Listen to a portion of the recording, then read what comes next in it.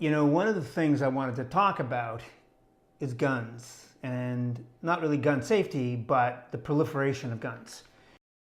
It's definitely on everybody's mind, particularly since Parkland, Florida, and all the school shootings that we saw.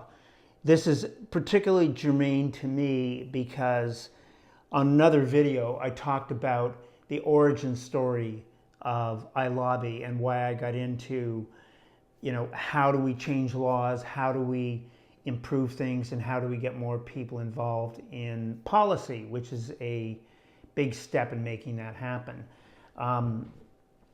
One of the things that happened to me was in April of 1993, roughly, or May of 93, and I'll find the right source for this, but during that time, there was a sniper attack on the building that I worked in, which was the MCA Black Tower on Lankershim Boulevard in North Hollywood, which is and was the parent to Universal Studios. So we owned all the properties, Universal Florida, Universal Hollywood, and the music division and the film production and all of that. And what's interesting is it was probably maybe 10 or 10:30 in the morning. I'm in my office. The tower is 14 stories high. I was on the 5th floor facing the street. And all of a sudden you hear this pop, pop, pop. And I have fired guns on a gun range and knew the sound of that and realized that it was gunfire. I immediately got down on my hands and knees and crawled out of my office down the hall. And some of the people who saw me crawling were like, well, why are you doing that? They thought it was sound effects on the back lot, which it was not. And it continued, it seemed, for an endless period of time. And when you heard it, and this is interesting in terms of the Parkland situation or some of the others that we've heard, you could not tell where the shooting was coming from. So I'm crawling down, and some of the other people in the office were like, well, why are you doing that? They didn't realize. And only later did they say, wow, you know, that it was one of the smartest things to do. But bullets were literally flying through the walls, breaking through the secondary wall behind me, and shattering the glass all across the facade of the building. And fortunately, nobody was killed. Several people were hurt from shattered glass because when they heard the bullets, they went to the windows to see what was going on, which is a mistake. As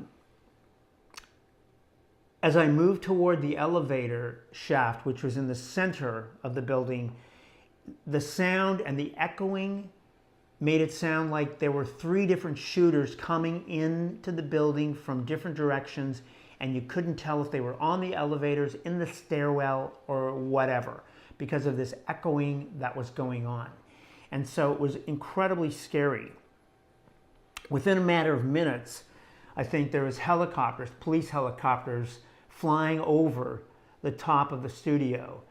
And my wife tried to reach me and she couldn't. And what was interesting was I thought, you know, I live in a gated community, I work in a gated community, and still I'm not safe.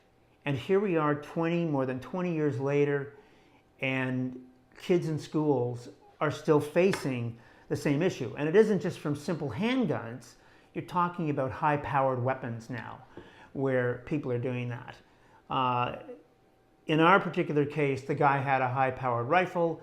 He was several hundred yards across the street in a park, shooting from the back of his pickup truck. But the MO was kind of the same thing. You know, people talk, was it the gun? Was it the shooter? This was a disgruntled employee who 14 years earlier had been fired and was never able to put his life together again, and had moved out of town. And then when his mother died, his whole life fell apart. So he came back to find the vice president who had fired him 14 years earlier, and he wanted to kill him. He didn't. of course. He did not succeed.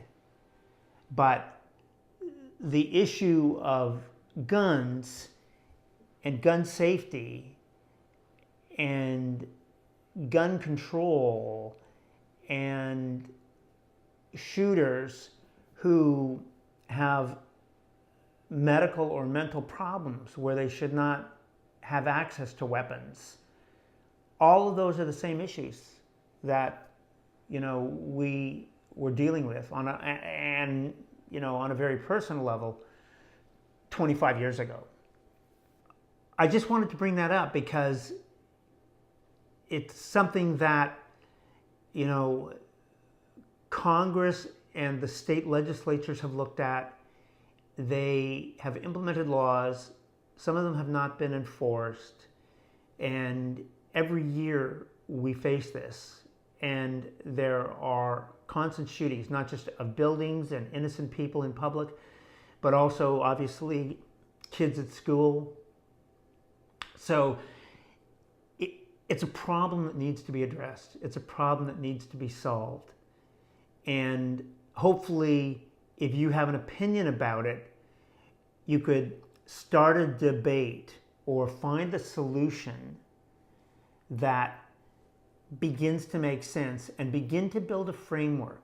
And again, I'm making a case for iLobby because that's really where it goes. You have to come up with ideas and solutions to the particular problem that enough people agree with and the lawmakers agree with, that you end up in a situation where we're able to begin to contain this and improve the safety for our families, our kids, our children, anyone who might be affected by this. So this is John Tebow with iLobby. Hope that's been helpful. Look forward. Feel free to leave your comments below. Love to hear back from you. Thank you.